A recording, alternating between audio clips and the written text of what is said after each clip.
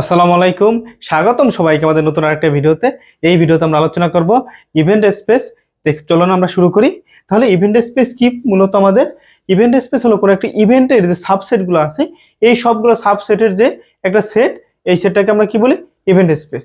আমরা দেখি যে আসলে এটা কি। একটা যদি এক্সাম্পল দেই, ধরুন আমাদের একটা সেট আছে, একটা সেট যদি হয় বা একটা ইভেন্ট এ বি, তাহলে এর যদি ইভেন্ট স্পেস আমরা লিখতে চাই তাহলে লিখবো এই সেটগুলো ইভেন্ট স্পেস। ইভেন্ট স্পেসকে আমরা এরকম এ দ্বারা প্রকাশ করি। এটা কি হবে? আমাদের এই সেটগুলোর কি সাবসেট। তাহলে ও নিজে কি, ওর একটা সাবসেট।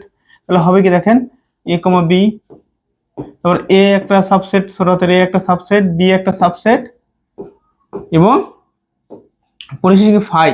এই সবগুলো সেটের যে সাবসেটগুলোর যে সেট, তাকে আমরা কি বলি? Event space. ঠিক আছে, আশা করি আপনারা বুঝছেন। চলো আমরা একটা এক্সাম্পল দেখি। এই এক্সাম্পলে কি বলা হয়েছে দেখেন, এখানে একটা সেট দেওয়া আছে।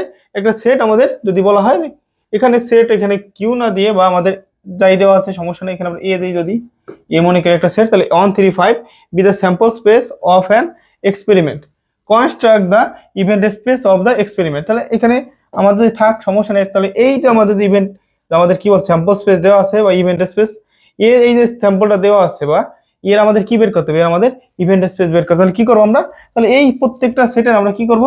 এর সাবসেটগুলো নিব, সাবসেটগুলোর কি সেট। তাহলে এর প্রথমটা কি দেখেন, এই সেটের সাবসেট কি হবে? ও নিজে একটা সাবসেট হবে 1 3 5।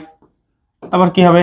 দুইটা করে দেই নেই, তাহলে 1 3 একটা সাবসেট, তারপর 1 5 একটা সাবসেট, তারপরে 3 5 একটা সাবসেট। তারপর একটা একটা করে যদি আমরা নেই, তাহলে কি হবে?